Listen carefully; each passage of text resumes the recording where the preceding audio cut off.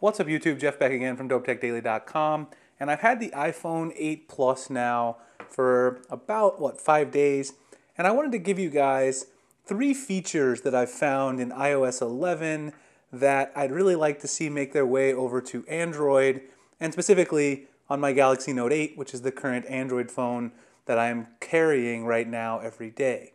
So let's talk about these 3 features, and yes, for all my Android fans out there, I still love Android, and I'll make a video talking about all the Android features I'd love to see in iOS. There's a whole lot more than 3 of them, so this video is going to be a lot shorter than that one.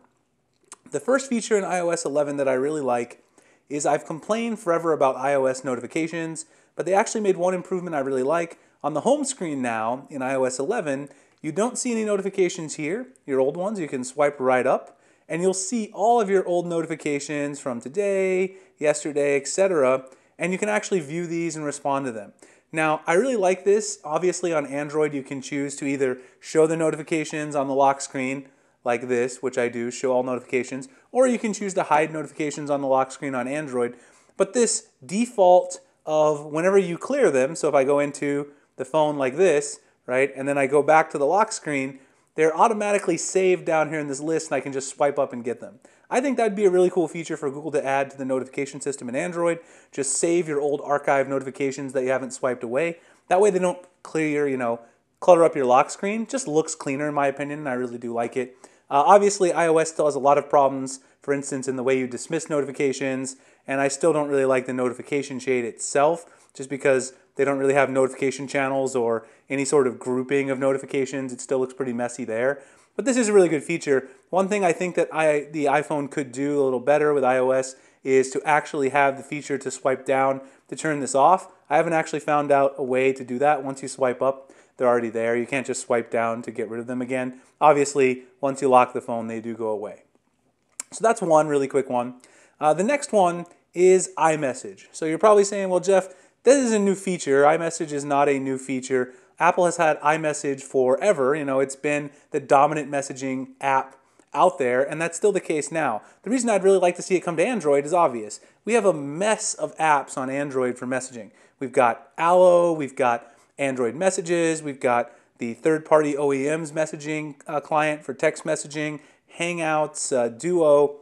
iOS has one single messaging app in iMessage. The messages are synced across all of your devices. You're going to get backup of your messages now with iOS 11. And then also one new cool feature is now in iOS 11, in iMessage you've got apps along the bottom. So you can share songs from iTunes, files from Dropbox, files from Spotify. You can share housing listings from Zillow. Me and my wife were looking for a house. We were using that quite a bit. And soon enough, it's not in here yet because it's currently not arriving until the next update, but you'll be able to pay people directly in iMessage. So you'll have your Apple Wallet right here at the bottom with Apple Pay. You want to send your friend $20, send your wife $20, you can do that instantly with an iMessage. It'd be really nice to see Google streamline the messaging situation in Android and give us a single unified messaging platform. That's not likely to happen, but I'd really like to see that come to Android P.